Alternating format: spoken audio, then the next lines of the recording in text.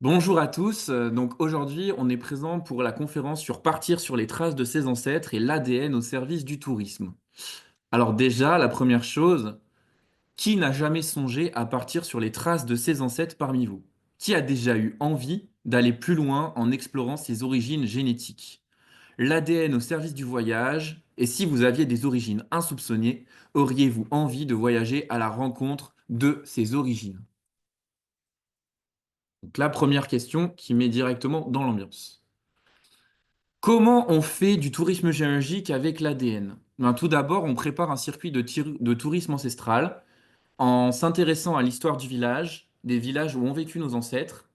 Il faut savoir que chaque village a une histoire différente, datant parfois de plusieurs siècles, et ils ont tous vu différentes luttes et changements à travers le temps.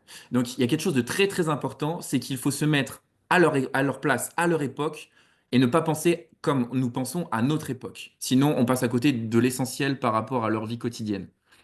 Les vestiges architecturaux et les récits anciens racontent les époques de prospérité et de déclin, offrant un véritable voyage dans le temps. L'architecture des événements historiques, chaque coin du village raconte une histoire captivante, préservant l'héritage culturel et inestimable. Donc après, forcément, on a l'histoire de l'église, du village, et on a des points marquants. Une bataille historique, par exemple à Verdun, le chemin des dames aussi. Un personnage célèbre, d'Artagnan, dans le Gers. Un événement notable, etc. Voilà pour cette introduction. On passe dans le vif du sujet. Alors, les origines ADN. Alors, avant toute chose, il faut savoir que les origines ADN sont fiables au niveau des matchs, donc les correspondants génétiques, mais au niveau des origines ethniques, c'est quelque chose qui a énormément à développer, puisque en fonction du test où on fait son test ADN, nous n'avons pas forcément les mêmes origines ethniques. Et vous allez me dire, mais comment c'est possible? Et c'est ce que je vais vous expliquer par la suite. Donc là, vous pouvez voir les origines ethniques qui ont été faites sur MyHeritage par rapport à mon propre test. Donc vous avez vu 39,3% anglais, 37,1% italien et 23,6% ibère. Il faut savoir que vous allez vous dire, ah, mais ça veut dire que vous avez forcément un ancêtre qui est anglais, un ancêtre qui est italien et un ancêtre qui est espagnol. Hmm, Malheureusement, c'est pas aussi simple que ça. C'est basé sur l'échantillonnage de personnes testées. Donc j'en viens pour la slide suivante. Hop. Quelle fiabilité pour nos résultats ethniques et génétiques? Avant toute chose, il faut savoir que les origines ethniques présentées sur MyHeritage, 23andMe, Ancestry ou Family Tree DNA ne sont représentatives uniquement que de l'échantillonnage des personnes testées sur les différentes plateformes qui mettent en avant des fonctions différentes en fonction des sites. Les plateformes ne mettent malheureusement pas leurs tests en commun. Eh oui, c'est bien ça le gros problème des tests ADN aujourd'hui. On continue.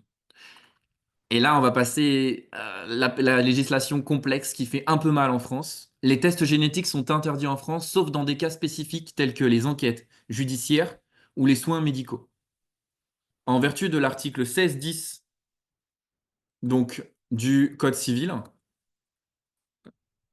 en vertu de l'article 1610 du Code civil qui stipule que ces tests ne peuvent être réalisés qu'à des fins médicales ou de recherche scientifique, la véritable raison de cette interdiction est la protection des données personnelles et la prévention des abus potentiels liés à l'utilisation commerciale de ces informations sensibles, notamment en raison des risques de discrimination et de préjudice psychologique. Enfin, ça c'est la raison qui est notée dans la loi. Mais la vraie raison, vous allez comprendre que c'est beaucoup plus complexe que ça. L'achat d'un test génétique sur Internet est passible d'une amende de 3 750 euros pour les résidents français. Toutefois, cette amende, à ce jour, n'a jamais été appliquée. Donc c'est plus une dissuasion qu'autre chose. Aujourd'hui, personne n'a jamais été condamné pour avoir fait un test ADN en France. Alors pourquoi je vous disais que la véritable raison, elle est ailleurs? Tout simplement parce que quand vous faites un test ADN, vous avez aussi l'ADN de vos ancêtres et de vos cousins qui n'ont pas forcément fait de test ADN, mais par rapport à des vieux ancêtres en commun qui ont transmis leur ADN à des descendants que vous ne connaissez pas. Et donc votre cousin germain qui veut pas faire de test ADN, son ADN se retrouve quand même dedans. Vous allez me dire, mais c'est quand même très bizarre. Vous allez comprendre pourquoi plus tard. L'ADN est-elle une science exacte? Les différents tests génétiques effectués donnent non seulement des résultats ethniques, donc ce qu'on a parlé précédemment, concernant nos origines géographiques ancestrales, mais également, et c'est ça le plus important, une liste de correspondants génétiques avec qui nous partageons un ou plusieurs segments sur différents chromosomes en commun. Donc, quelles sont les personnes qui ont recours à un test génétique? Donc là, vous pouvez peut-être avoir des idées dans le chat. Les personnes à la recherche de réponses sur un secret de famille, ce qui peut être le cas d'un d'entre vous, nés de pères ou de parents inconnus, ou des personnes curieuses d'en savoir plus concernant leur origine. Mais attention, certains résultats génétiques sont ce qu'on appelle des faux positifs. Mais alors, comment partir de ces résultats pour concevoir un circuit touristique fiable sur les traces de ses ancêtres? Eh oui, parce que la question, elle est là. Les faux positifs, qu'est-ce que c'est? Est-ce que vous voyez la zone grisée en haut sur l'écran?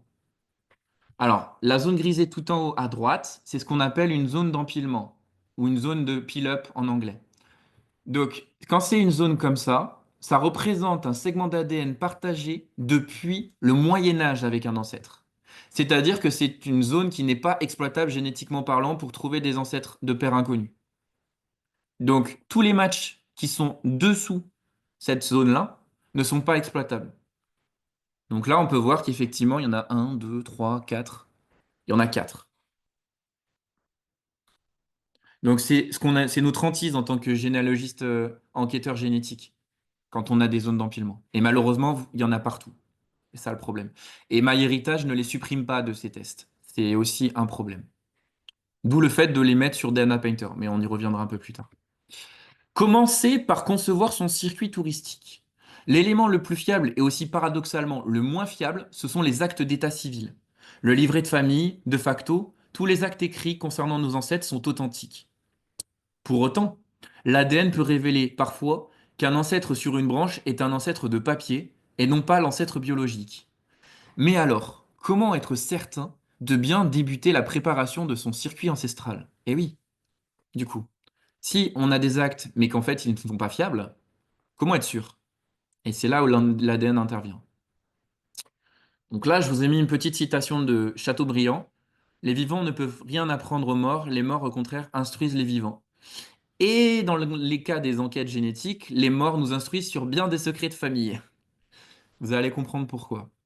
Première étape, donc pour faire un circuit sur les traces de ses ancêtres avec l'ADN, choisir le bon couple pour être le point de départ de son circuit ancestral.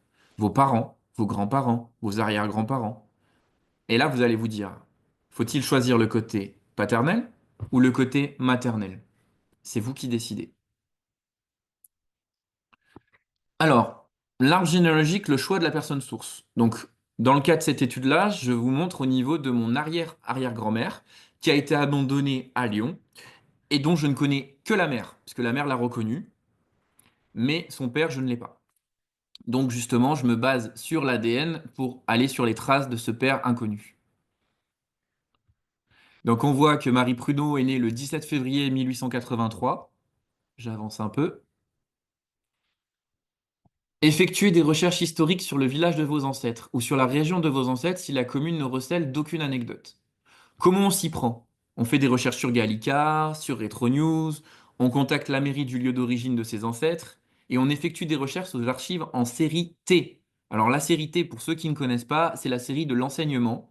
C'est tous les anciens instructeurs de l'époque qui ont écrit sur leur village natal et qui racontent l'histoire du village. C'est très très intéressant et on peut apprendre beaucoup de choses. Donc si on fait un circuit sur les traces de ses ancêtres, autant aller vérifier cette série-là. On continue. Comment c'est à rédiger des notes historiques? Comment on s'y prend? On utilise les différents outils à disposition. Word, les notes de famille, on va à la pêche aux informations historiques et on se base sur des récits d'historiens locaux. Donc là, on est vraiment sur la conception du circuit.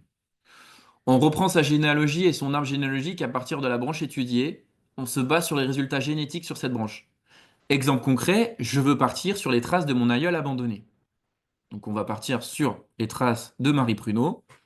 Marie Pruneau, née de père inconnu, mais reconnue par sa mère. On étudie les correspondances génétiques liées à cette branche. Comme vous pouvez le voir, pour des raisons d'anonymat, j'ai directement flouté le nom. Ce match-là est un descendant biologique de mon arrière-arrière-arrière-grand-mère et de son mari. Pour autant, Vous avez vu le pourcentage qui est à droite, il correspond à 0,6% d'ADN en commun avec moi, 0,8 avec ma mère. Donc je sais qu'il est sur la branche maternelle, ça y a aucun souci. Mais ce que je ne suis pas sûr, et vous allez le voir plus loin, c'est est-ce que le futur mari de mon arrière-arrière-arrière-grand-mère était bien le père biologique de mon arrière-arrière-grand-mère? Et malheureusement, la réponse est non. Vous allez comprendre pourquoi un peu plus tard. Donc on part du point de départ d'une ancêtre abandonnée, le lieu de son abandon, et donc là on part du circuit de l'Hôtel-Dieu de Lyon et de l'Hospice de la Charité. Donc voici son acte de naissance. Comme on peut voir, il y a des mentions marginales et on peut voir aussi qu'elle a été reconnue. Sur le côté, on voit bien fille de Antoinette Pruneau, qui l'a reconnue pour sa fille naturelle. Alors c'est ça qui est bizarre. Quand une mère reconnaît son enfant, c'est qu'elle en veut les droits. Pourtant, elle a quand même abandonné sa fille. Donc qu'est-ce qui s'est passé? Ça, malheureusement, je ne le saurai jamais. Si elle n'avait pas reconnu sa fille, il y aurait son nom sur l'acte de naissance ou elle aurait pu accoucher sous X dans les années 1945. Sauf que là, on est en 1883. L'accouchement sous X n'existe pas à ce moment-là. Il faut savoir, pour la petite anecdote, que l'accouchement sous X a été régi par le gouvernement de Vichy. Ce n'est pas quelque chose dont on peut être fier aujourd'hui, malheureusement. Je ne sais pas si vous le saviez. Dites-le moi dans le chat si vous étiez au courant de cette loi. On continue. Donc là, on va comparer la vision de l'époque à la vision actuelle. Comme on voit la carte postale de l'époque du pont de la Guillotière de l'Hôtel-Dieu et le pont aujourd'hui. On peut voir qu'il manque directement le soubassement du pont. C'est pas du tout pareil. Ils ont changé en fait au niveau de la structure métallique. Donc on voit les aménagements qui ont bougé au fur et à mesure des siècles. On continue. Donc là, on part sur les traces de la mère biologique qu'il a reconnue. Donc bah, on a des informations grâce à son dossier directement d'abandon. On sait que la mère s'appelle Antoinette Pruneau, qu'elle est native de Charbonnières en Saône-et-Loire, pour ceux qui connaissent. Mais on n'a toujours rien sur le père. Et c'est là où on va se baser sur les matchs ADN. Troisième étape, on cartographie son circuit avec Google Maps. Alors, ce que je vous invite à faire quand vous voulez partir sur les traces de vos ancêtres, c'est de créer des cartes qui vous rendent directement sur la destination suivante. Donc, on part de l'Hôtel Dieu, on va vers Charbonnières. Donc là, on est vraiment sur le circuit maternel. Et après, on va partir sur le circuit paternel, mais qui est beaucoup plus compliqué. On continue. Donc là, on représente les segments d'ADN sur DNA Painter. Alors DNA Painter, pour ceux qui ne connaissent pas cet outil, c'est un outil gratuit qui vous permet de cartographier les segments d'ADN en commun avec vos correspondants génétiques. Donc là, par exemple, on voit les origines génétiques qui sont héritées par rapport à tel ancêtre, côté maternel et côté paternel. Pareil pour des questions de réglementation RGPD, les noms ont été floutés.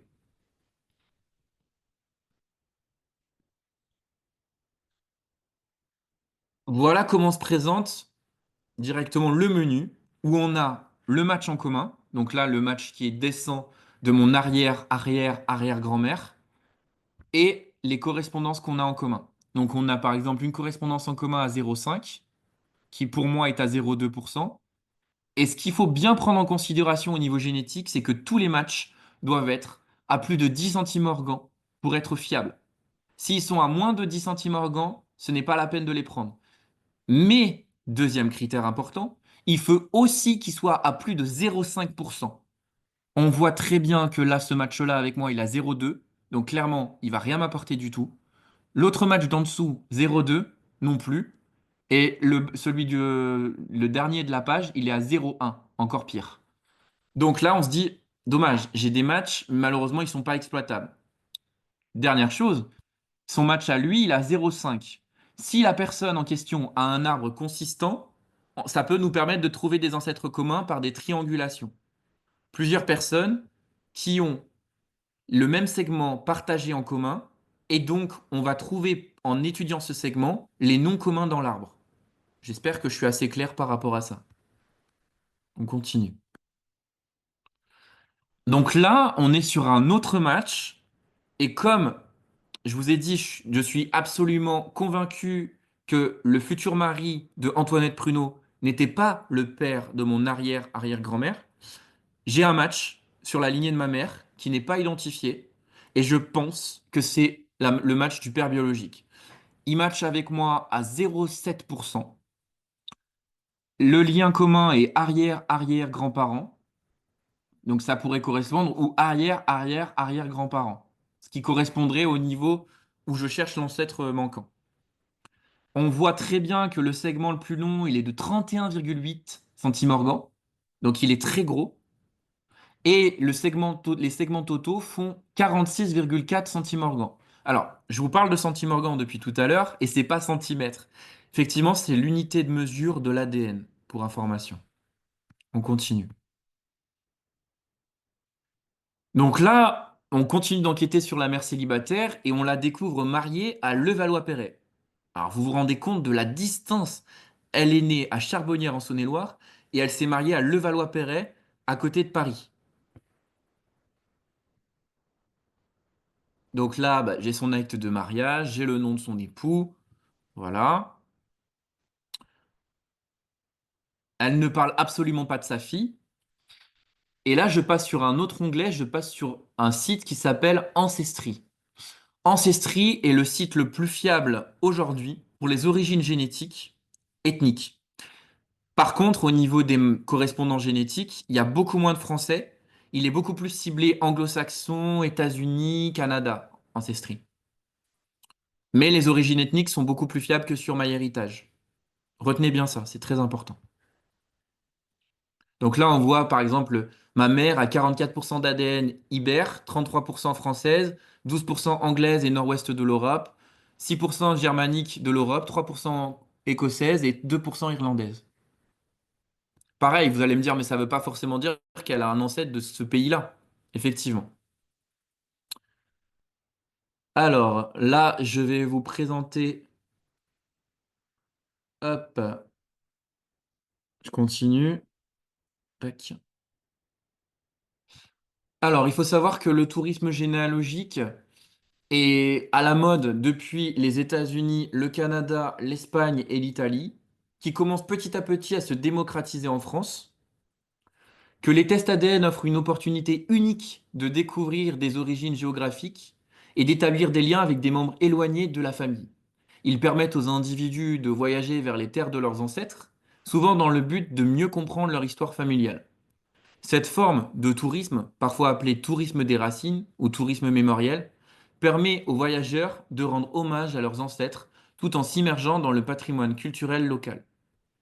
Les limites et les risques des tests ADN, parce que forcément il faut en parler. Cependant, il est crucial d'aborder ces tests avec prudence. Les résultats peuvent être sujets à des interprétations biaisées et ne fournissent souvent qu'une vue d'ensemble probabiliste de nos origines. Alors là, on est bien d'accord qu'on parle des origines ethniques, hein. Par exemple, un profil ADN peut indiquer une ascendance européenne sans préciser les pays d'origine exacts, ce que j'étais en train de vous dire depuis tout à l'heure.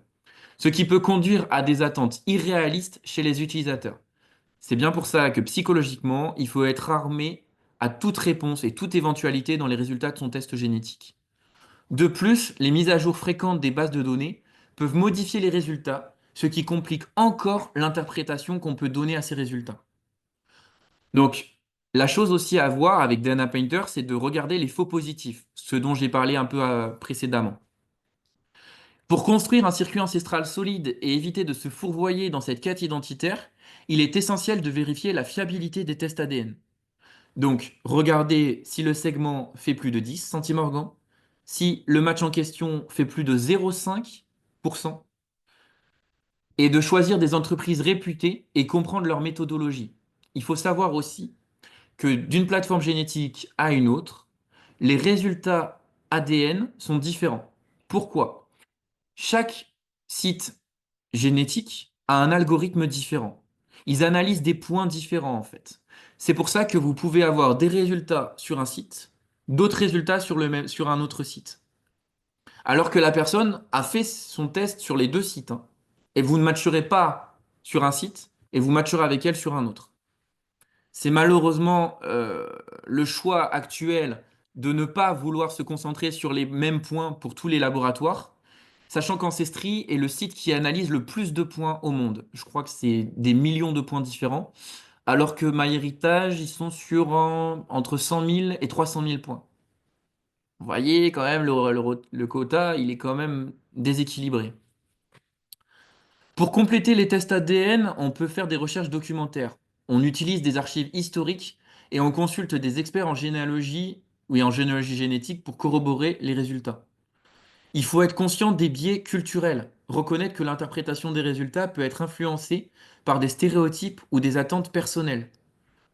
Attention, ne jamais se fier à des légendes familiales. Beaucoup de légendes familiales tombent avec les résultats génétiques. Malheureusement, c'est comme ça. Il faut adopter une approche critique. On évalue chaque information avec scepticisme et on se méfie des conclusions hâtives, basées sur des données ADN. En conclusion, bien que le tourisme généalogique offre une avenue fascinante pour explorer ses racines, il est absolument impératif d'aborder cette démarche avec un esprit critique et informé, en combinant l'ADN avec une recherche approfondie et en restant conscient des limites de ces outils. Chacun peut enrichir son voyage personnel sans se laisser piéger par les faux positifs ou les interprétations biaisées.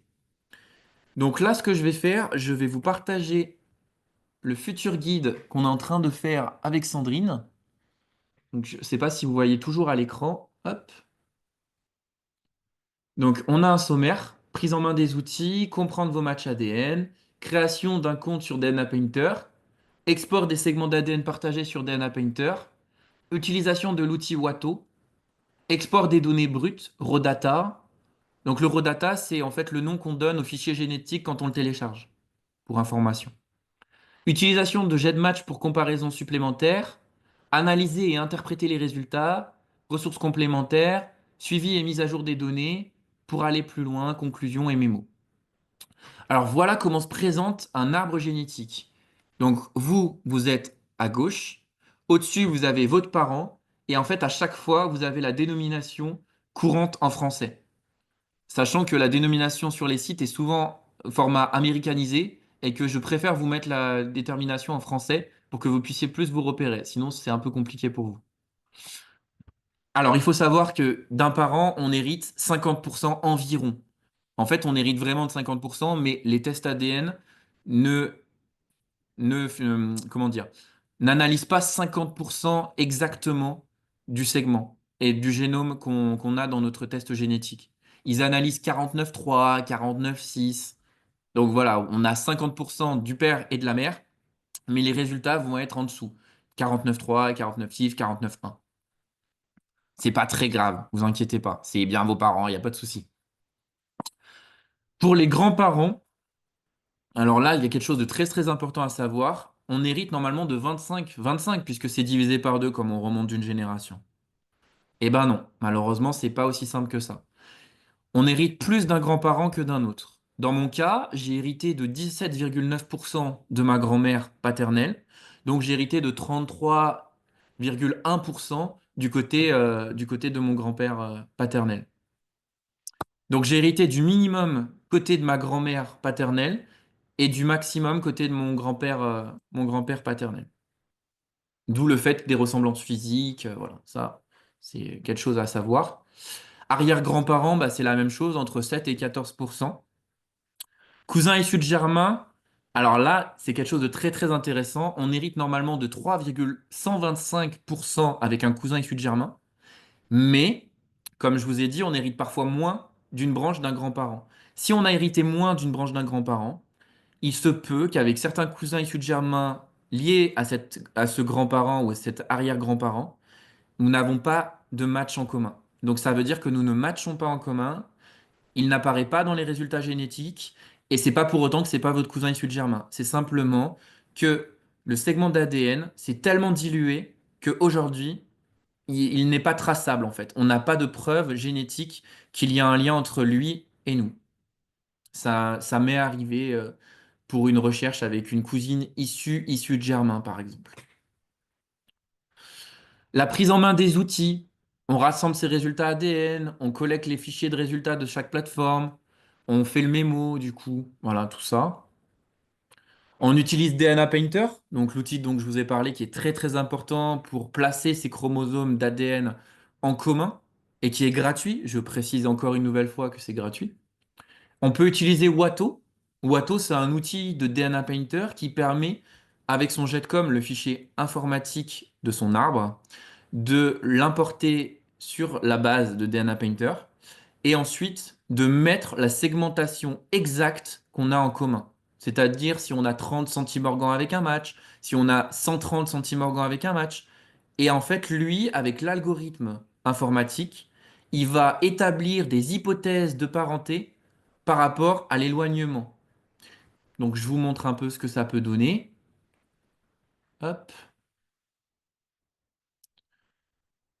Donc, voilà, vous l'avez ici, DNA Painter. Donc, vous mettez le nom de la personne que vous cherchez à identifier dans l'arbre.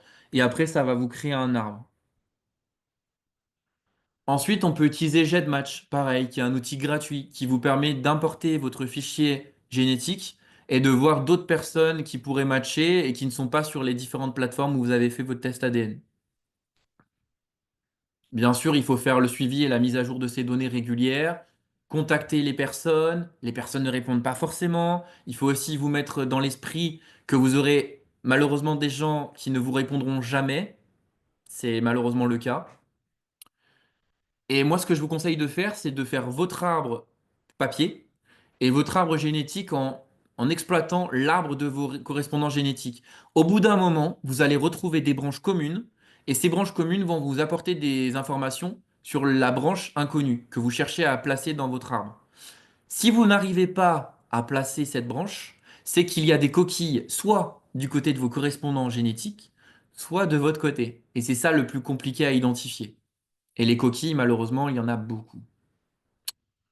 Donc, ce qu'on a fait aussi avec Sandrine, c'est que dans ce petit guide, on a fait directement un lexique qui vous parle de toutes les définitions importantes pour la génétique. Donc là, c'est juste une ébauche du guide. Normalement, il serait disponible à partir de Noël ou de début d'année 2025 pour tous ceux qui seraient intéressés. Voilà. J'en ai terminé avec la conférence pour maintenant. Donc, si vous avez des questions, je suis ouvert à toute question.